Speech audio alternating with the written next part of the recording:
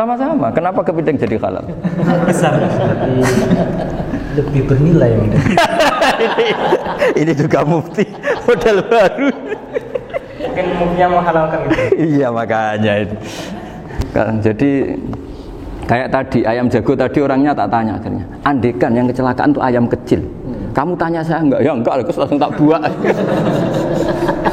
Kan langsung dibuang. Berhubung ayam besar. Eman kan. Tapi nurani aja sebetulnya protes. Nyembelih wis klekek-klekek terus. Kadang kan wis apa kejet-kejet itu sudah tunggu SOP dari Pak. Ya tapi apapun itu ini ilmu harus didengar ya supaya sampean tahu ya ada hayat mustaqirrah, ada hayat mustamirrah, ada hayat ittirariyah, paling enggak kita ngerti lah. Karena nanti di bab B ya nyun sewu di bab apa B itu ya nanti enggak sahnya karena apa? Tidak mutamawal. Misalnya saya punya utang sama Pak Arifin ayam jago, tak bayar dengan jago yang mengalami kehidupan sudah seperti itu kan tidak sah.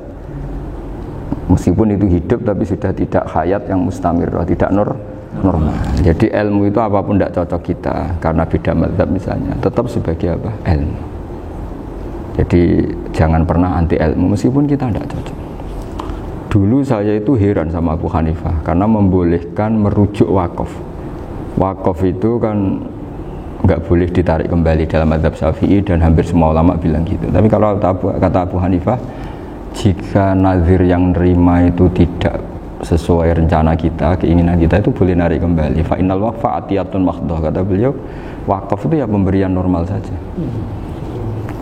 Suatu saat ada peristiwa gini Pak Arifin ya, ada orang kaya raya mewakafkan tanah itu senilai kalau nggak salah itu 60 miliar.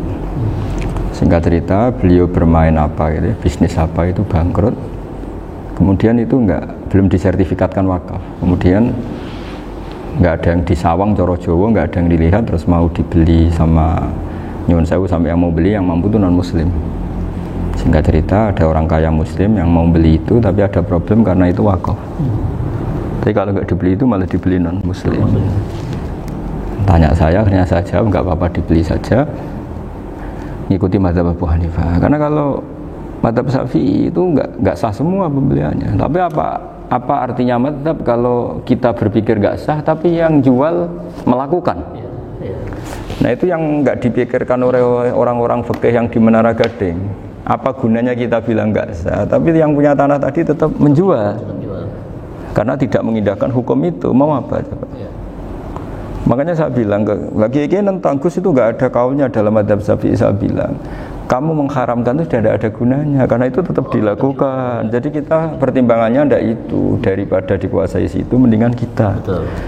Nah itu sisi-sisi fikih. Makanya ini kita ngaji fikih ndak segampang itu memberi fatwa karena pertimbangannya banyak, Pak. Ndak hitam putih. Ndak hitam putih gitu maksud saya, ini cerita. Jadi nanti kamu ngerti. Jadi mau apa coba? Itu kan ibarat gini. Hukumnya kita ngajar perempuan itu masalah sebetulnya secara karena itu ajnabiyah. Tapi fikih mentoleransi li ajli ta'lim karena untuk belajar enggak apa-apa. Kalau sudah jadi fakta itu ribet. Dia maunya belajar sama kamu dan sekali kamu enggak mau belajar ke yang lain yang potensi menyesatkan. Jadi fikihnya bukan masalah nazar lagi, sudah penyelamatan. Ribet kan kalau sudah begitu. Saya punya kenangan yang menurut saya itu harus jadi trauma. Siapapun harus jadi trauma. Ini cerita sedikit. Ini masih ngaji fikih, pertimbangan. Ada orang itu sangat khusyuk, Pak. Sangat khusyuknya di rumahnya Pak Wafa itu nggak ada TV, nggak ada motor, nggak ada apa saja.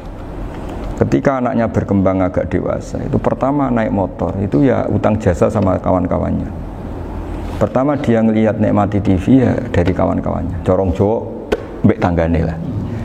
Padahal orang tuanya ini protektif justru karena banyak tangganya sing ndak pati Islami lah.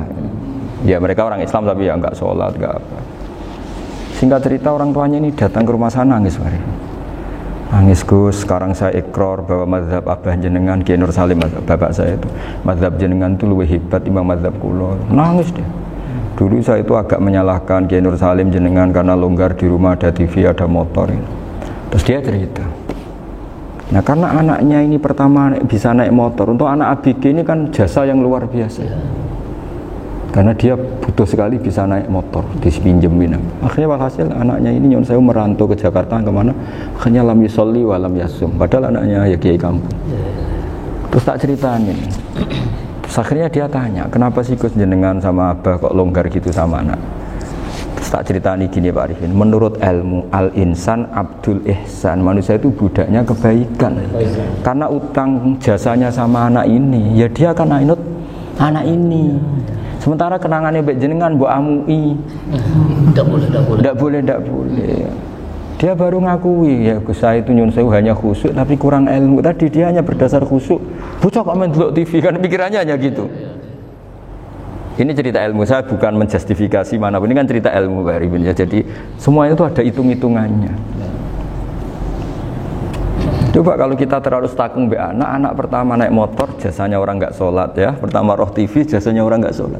Coba terikatnya anak ini sama kita apa sama orang itu? Sama orang itu. Bayangkan kalau umur ABG, kalau umur sak pari pun Pak Wafa ini nafsu astagfirullah kan. Iku cok tuwa nome ya ora. Gaya tok. Bareng tuwa udah khusyuk iku gaya tok. Asline nome padha wae. Ya saya sama-sama semuanya. Cuma saya akan lebih jujur dari biasa. Jadi orang itu harus ngitung gitu. Itu kenapa Mbah Mun tuh kiai alim alama. Setahu saya dalamnya ada TV. Putra-putra ini lihat TV. Meskipun kita tidak mungkiri negatifnya TV, kita nggak mungkiri Pak Arifin ya. Tapi tadi ketika anak-anak ABG itu pertama lihat TV jasanya tonggoni.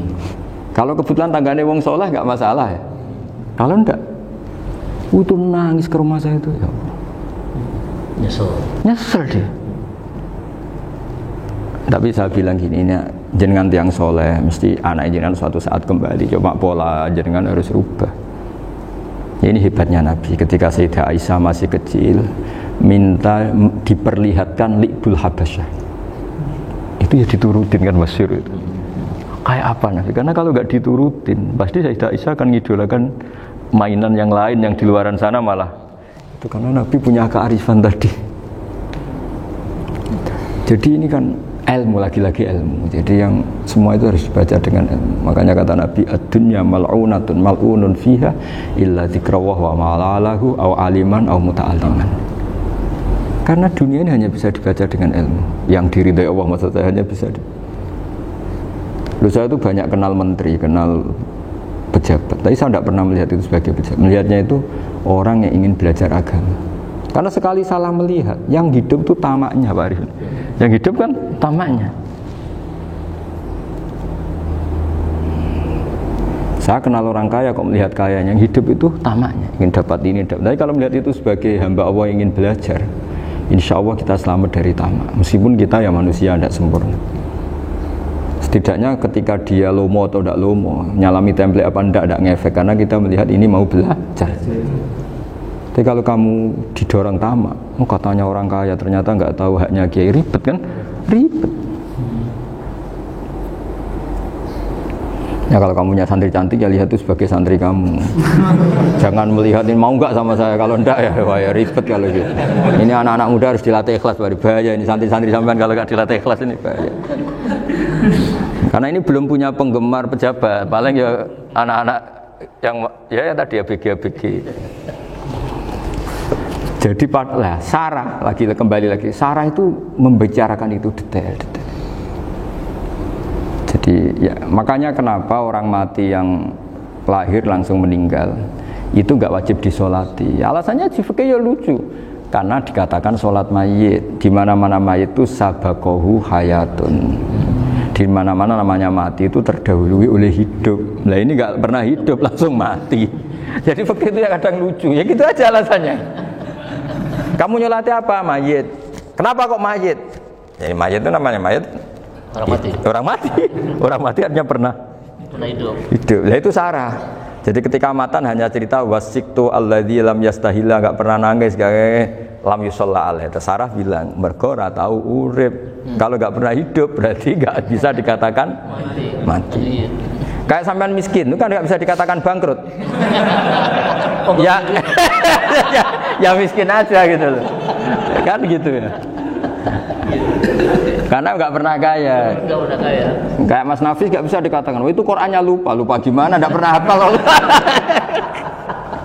Jadi yang dikatakan lupa itu pernah apa? Enggak lupa enggak apa, Gus Qurannya lupa, gaya enggak pernah hafal kok bilang apa? Lupa gitu. Enggak boleh Pak Wafa bilang, saya ini bangkrut apa? Enggak pernah kaya kok bangkrut kan. Jadi semua itu ada aturannya itu. Nah itu sarah, lagi-lagi sarah. Jadi bahkan banyak yang syarhun ala syarhin. Jadi kayak kitab takrib itu disarai Fathul Qorib. Jadi Fathul Qorib itu sudah sarah.